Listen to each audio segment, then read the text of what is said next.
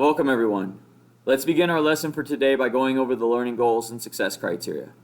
First, what are we learning?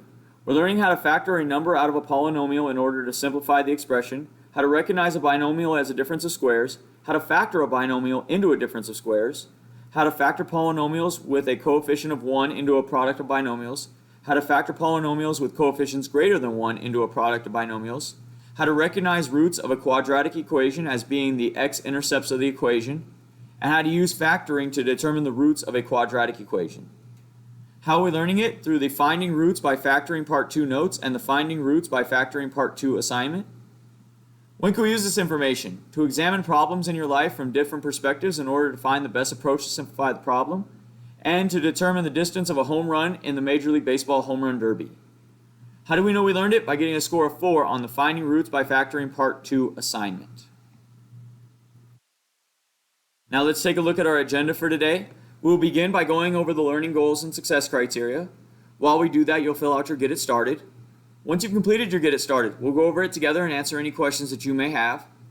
After that, we'll go over the Finding Roots by Factoring Part 2 notes, and then I'll give you time to complete the Finding Roots by Factoring Part 2 assignment on IXL. Once you've completed the assignment, we'll go over it together and answer any questions that you may have. At the end of class, we'll go back over our learning goals and success criteria while you fill out your Before You Go. Your only homework for tonight is to continue working on the quadratic study guide and any incomplete assignments that you may have. Let's take a look now at the Finding Roots by Factoring Part 2 notes. The notes begin with the learning goals and success criteria. Understanding multiple forms of multiplication. So when we are multiplying two numbers together, particularly when one of them is a variable, we write them as joined together. So we write them like this. So we're multiplying 4 times x. So we write them joined together. We can also use parentheses to do this. So we can write 4 and then parentheses x. They mean exactly the same thing. They're just giving indication of multiplication. So distributive property. So it says, what would happen if we wanted to multiply 4 times 2 less than some unknown number? So instead of just being 4 times x, we want it to be 4 times some grouping of a number. So in this case, x minus 2. So we write it just like this, 4 times x minus 2. The distributive property states that we will multiply 4, so the number outside, by everything that's inside the parentheses. So this becomes 4 times x and 4 times negative 2. And then we can just go ahead and combine whatever terms we can combine at the end. So in this case, we get 4x minus 8. Because 4 times x is 4x, and 4 times negative 2 is negative 8. So then, how do we solve something like this? X plus 4 times x minus 2. Well, maybe you heard of this term before, FOIL, which means first, outside, inside, last. So you multiply the firsts, and then the outsides, so this one and this one, then the insides, then the last ones. Well, that might be what you've heard in the past, or maybe you haven't. But does it work for all polynomials? So can I do it with this? Now FOIL doesn't really help. So the easiest rule is multiply every term in the first one by every term in the second one. Pretty simple. So we take x and multiply it by x. We take x and multiply it by negative 2. Then that's all it for the x's. Now we do the 4. So 4 times x and then 4 times negative 2. And now we go ahead and combine these. So x times x is x squared. Negative 2 times x is negative 2x. 4 times x is 4x. And 4 times negative 2 is negative 8. Now we just combine the like terms. X squared, we have to leave that by itself. But we do have a negative 2x and a positive 4x. So we can combine those. So negative 2x plus 4x is positive 2x. So we get x squared plus 2x minus 8. So what about trinomials? So what if it's 3 terms? It's no different. We do the same thing. So we take x squared and multiply it by x squared. We take x squared and multiply it by 4x. We take x squared and multiply it by negative 6. Then we do it for the second term. Negative 3x times x squared. Negative 3x times 4x. Negative 3x times negative 6. And then we do it with the 2. 2 times x squared. 2 times 4x. 2 times negative 6. And this looks like a lot of stuff, but once we combine like terms, it shouldn't be so bad. So we get x squared times x squared is x to the fourth. We get x squared times 4x is 4x cubed. X squared times negative 6 is negative 6x squared, and so on. And we end up with this. Now we just combine like terms. So we're going to find all the x to the fourths. Well, this is the only x to the fourth. Then we find all the x cubes. Here's an x cubed, here's an x cubed. So we have 4x cubed minus 3x cubed. When we combine those, we just get a single x cubed. Then we do all the x squareds. Then we do all the x's. Then we do all the constants. And when we combine them, we end up with x to the fourth plus x cubed minus 16x squared plus 26x minus 12. Now factoring. Factoring is a term that means simplifying a problem by determining the factors of the expression. So we need to be able to pick out a common factor that exists within a number or a set of numbers. So in this case, let's just look at 36. What are the factors of 36? Well, we have 1, 2, 3, 4, 6, 9, 12, 18, and 36. These are factors because I can multiply all of these numbers by something and get 36. Or another way to look at it is 36 is divisible evenly by all of these numbers. So these are factors. So factoring is really just a reversal of the distributive property. For instance, with the distributive property, we had something that looked like this earlier. So we had 2 times x minus 4. Well, we multiply 2 times x and 2 times negative 4, and we get 2x minus 8. Now, if we were to factor this, we're looking for something that's in common between the two of them. Well, we know that 2x is divisible by 2 and negative 8 is divisible by 2. So I can pull that out, and I end up with 2 times x minus 4. So really it's the same thing. So I just divided each of them by 2 and put that outside. So factoring in this way is exactly the opposite of the distributive property. So let's look at some examples. So we have x squared minus 4x. So we're looking for something that's in common that we can divide out of both of them. Well, we have an x in both of them, so we could divide that out. So when we do that, we have x times something is equal to x squared minus 4x. Well, we know that we need to pull out an x, so we're going to divide x squared by x. So x squared divided by x is just x. And then negative 4x divided by x is just negative 4. So we get x times x minus 4. Let's look at another example. We have x squared y minus 4xy squared. So we need to figure out what's in common. Well, we have a single x in common here, right? Because this x squared, there's not a squared here, so we can only pull one x out. And we have a y and a y squared, so we can pull one of those out as well. So we're going to pull out an x and a y. So we know that's what it's going to look like. xy times something is equal to this whole thing. Well, when we divide by an x, we're left with one x here. When we divide by a y, it takes the y away, so it's just 1. So all we're left with here is just an x. And then we have this minus 4, that stays. When we divide by x, the x goes away. And when we divide by y, we get just a single y. So we should end up with xy times x minus 4y. Let's look at another example. We have x squared minus 4. So we're looking for something that's in common. Well, all we have is an x here, and all we have is a constant here. So there's nothing in common there. So there's nothing we can factor out.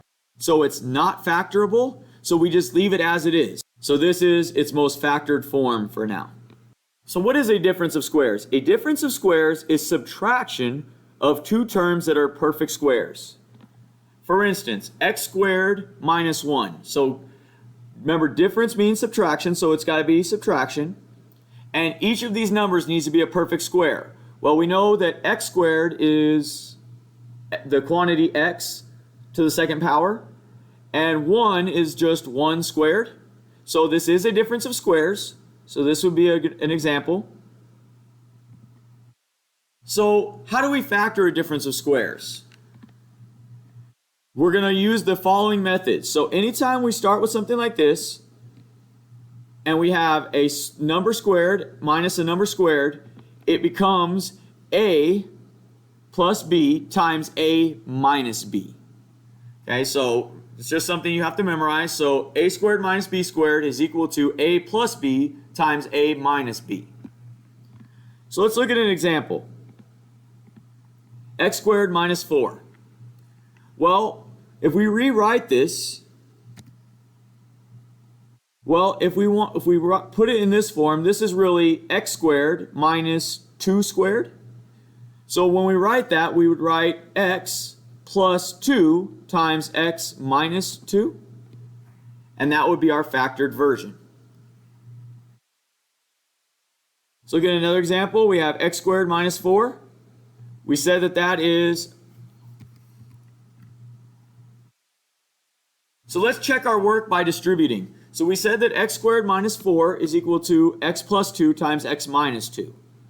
Well, let's go ahead and distribute this and see if it works. So we're going to multiply x times x and x times negative 2, and then 2 times x and then 2 times negative 2. So we get x squared here minus 2x plus 2x minus 4. We combine our like terms. Negative 2x plus 2x is just 0, so this becomes x squared minus 4. So we did it correctly. Let's look at another example. We have 25x squared minus 16. Well, 25x squared is really 5x squared, and 16 is really 4 squared. So we can rewrite this as 5x plus 4 times 5x minus 4, and that's our factored version. So again, another example, 25x to the 4th minus 16. Well, we have a power of 4 here, but is that still a perfect square?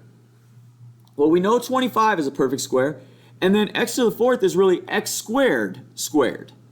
So we can go ahead and enter that in. So this is 5x squared plus 4 times 5x squared minus 4. And that would be our difference of squares. Another example, 3x squared minus 12.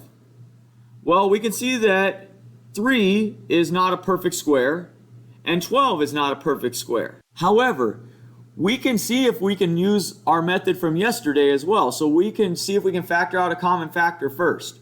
So is there anything in common between 3 and negative 12? Well, we can see that 3 is a factor of both 3 and negative 12. So let's go ahead and factor that out. So 3x squared divided by 3 is just x squared, and negative 12 divided by 3 is negative 4. Well, now we have this 3 here. Now we have a difference of squares inside the parentheses, so we can factor that. So this is really x squared and 2 squared. So this would be x plus 2 times x minus 2. So this becomes 3 times x plus 2 times x minus 2. Now, what is a quadratic? A quadratic is an expression or equation that is of this form: ax squared plus bx plus c. So notice the squared term is here, that we have an x squared, and we have some other x and then some constant. A, b, and c are all numbers, so those are not actually variables. So an example would be 3x squared plus 2x plus 4. That would be an example of a quadratic. So if I ask you to factor this quadratic, x squared plus 5x plus 4, the solution is going to be of this form: x plus m times x plus n, and m and n will be some number. So we need to figure out what numbers need to go in these two spots. And the way we do it is by using the x method. So we're looking at the same question, and here's what we do. We place c in the top. So c is 4, so this goes up here. Then we place b in the bottom. b is the middle number, so this goes here. Now we're going to write out the factors of c. So what are the factors of 4? Well, we have 1, 2, and 4. So those are my factors. Now I need to figure out which two of those numbers are going to multiply to equal 4 and add to equal 5. Well, I have 1 times 4 is 4, And when I add those two together, I also get 5. So I'm going to go ahead and put each of those in each of these sides. It doesn't matter which one goes where, as long as I have 1 and 4 on each side. Then I'm going to place those two values into the solution.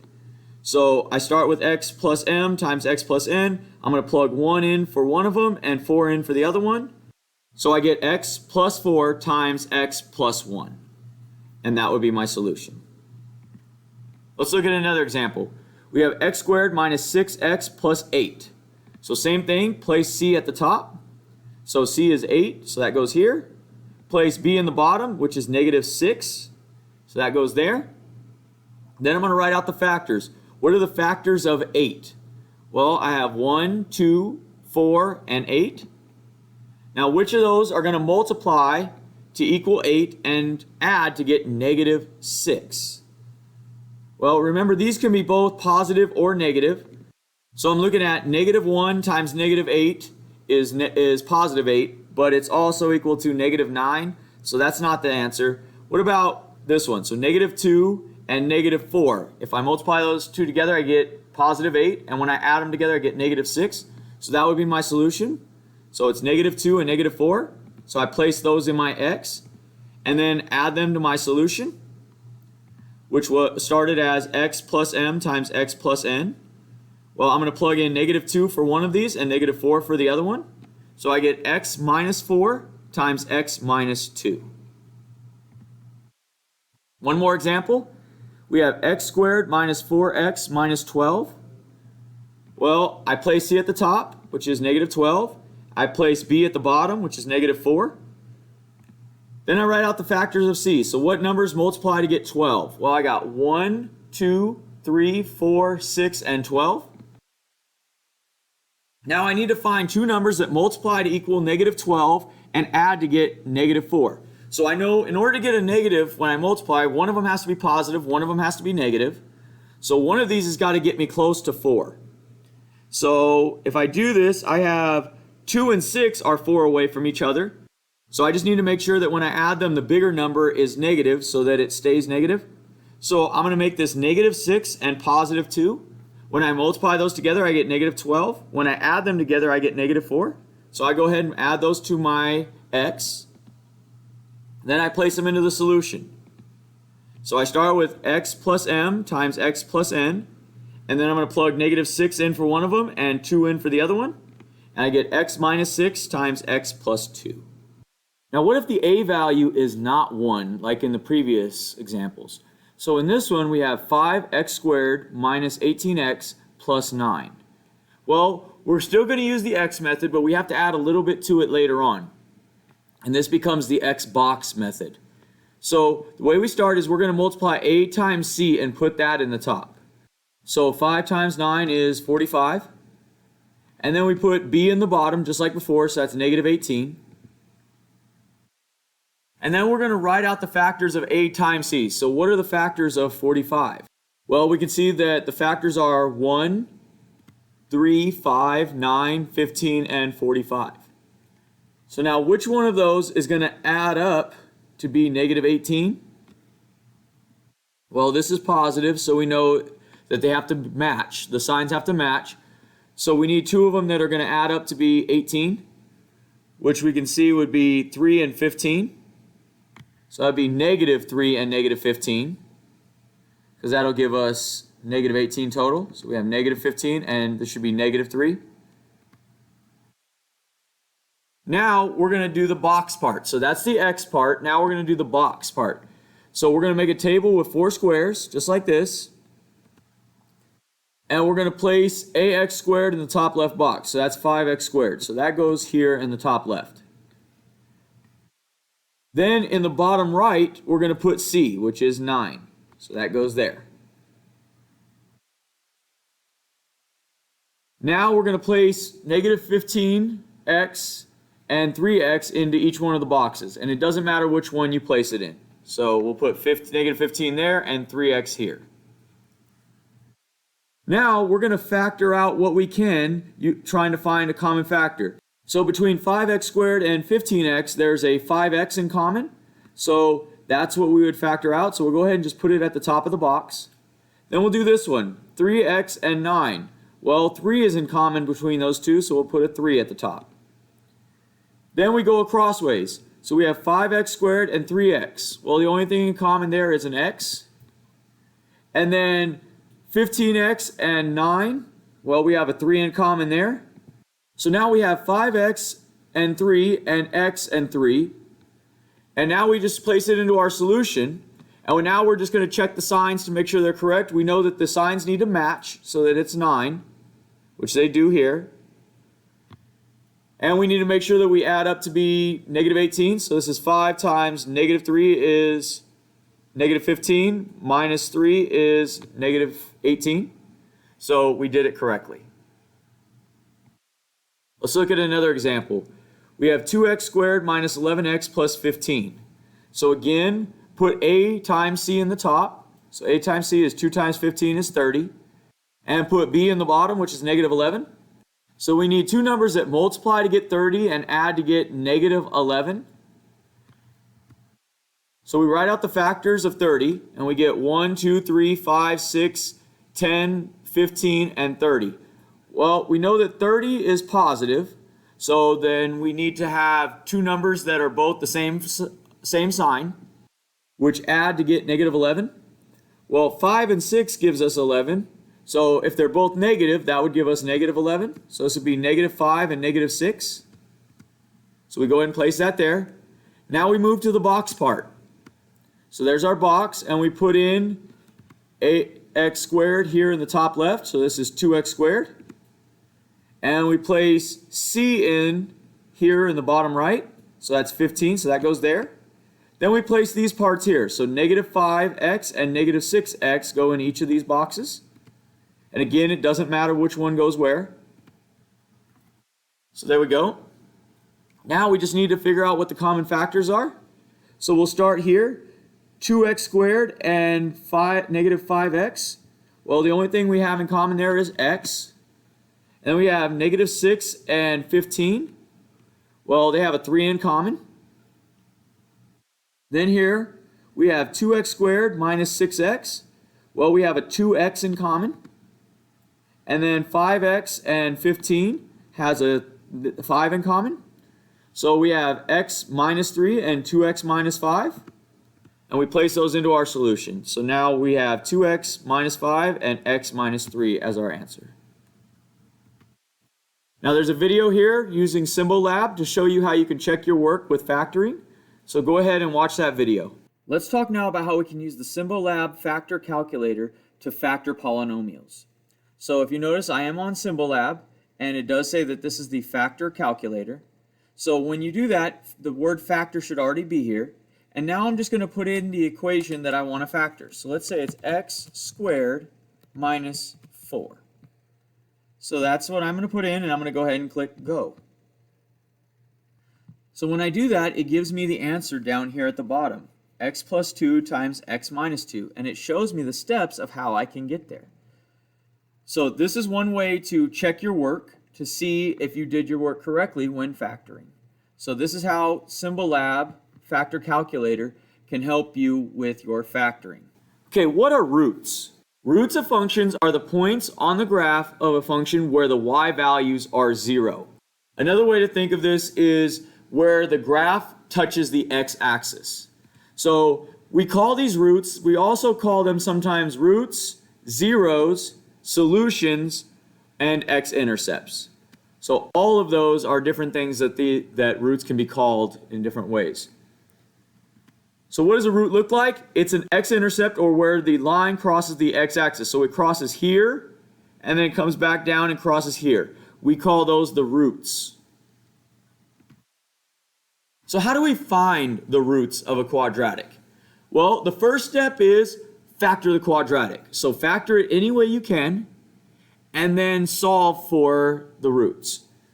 So when we get here, we have x squared minus 5x plus 4. We would use our magic x, and once we do that, we should see that x minus 4 times x minus 1 is equal to 0. So we factor this out. Now we take each of those parts and set them equal to 0. So x minus 4 is equal to 0, and x minus 1 is equal to 0. Now we just solve for x. So we add 4 to both sides, and we get x equals 4. We add 1 to both sides, and we get x equals 1. So the zeros, or the roots, or the x-intercepts, whatever you want to call them, those ones for this equation are x equals 4 and x equals 1. Let's look at another example.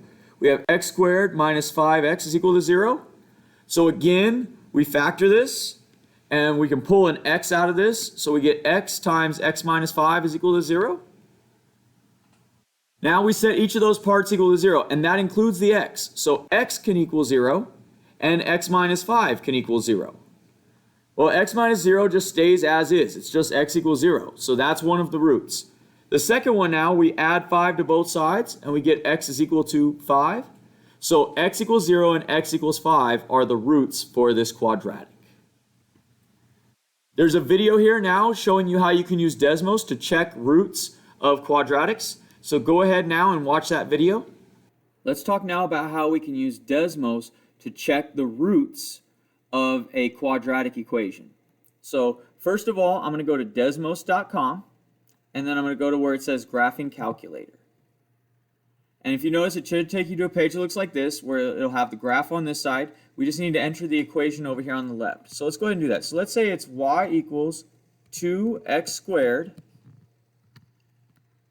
plus 5x minus 2. Well, as we can see, we have our graph that pops up here, and there's 2 places where it crosses the x-axis. That represents the roots. So if I click on it, I'm going to find the x-coordinate, which is right here, and I can see that the root for this one on this side is negative 2.851. And if I go to the other side, the root on this side is 0.351. So no matter which equation I type in, so I can type in y equals x squared. There's my second one. I can find where it touches the x-axis right here, and if I click on it, it will give me the root, which is the x-coordinate of that point. So this is how you would use Desmos to check the roots for a given quadratic. Let's talk now about how to access your assignments on IXL using SBLink. So what you'll do is you'll click on the link that takes you to your SBLink, which should look like this, and you're going to log in the same way you would log into your computer. So the first part for your username is going to be the first part of your email address without the @sbcusd.ca.us. So it should be your last name, first initial, middle initial, and then the last 4 of your student ID. Then for your password, it's the same password you use to log into your Chromebook. From there, you'll go ahead and click Sign In.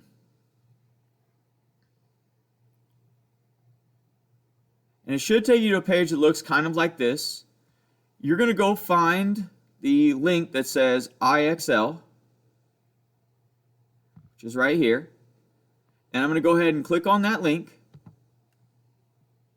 And it should take me to the IXL login page.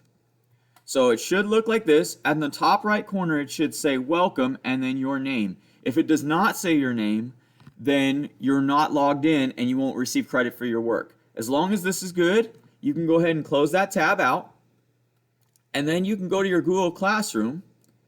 And then you'll go and find the activity, which is here. And I'm going to click on the IXL link right here. And this will take me to the assignment that I need to complete. So that's how you log into your assignments on IXL using SBLink. Let's take a look now at the Finding Roots by Factoring Part 2 assignment. The assignment begins with the learning goals and success criteria. If we scroll down, there's a link here that takes us to SBLink. This will allow you to log in so that you can access your IXL activity for today. So go ahead and do that. Once you've logged in, go ahead and come back to this page and then click on the IXL link. And it should take us to a page that looks like this. It asks us to find the roots for z in this case. So we would go ahead and factor this. And when we do that, we should notice that we need two numbers that multiply to get 16 and subtract to get 6. We know it's subtraction because this is negative. So we should recognize that 8 and 2 multiply to get 16 and subtract to get 6. So when we do that, we should notice that we should end up with x plus 8 times x minus 2. And if we set each of those equal to 0, we subtract 8 from both sides, so we get negative 8 for one of our answers.